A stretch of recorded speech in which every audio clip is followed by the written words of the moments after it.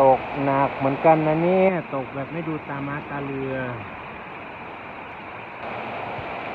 น้ำจะท่วมหรือเปล่าเนาะดีนะเขาขุดทางระบายน้ำไว้ตรงนั้นนะทุกคนดูน้ำฝนโอ้โห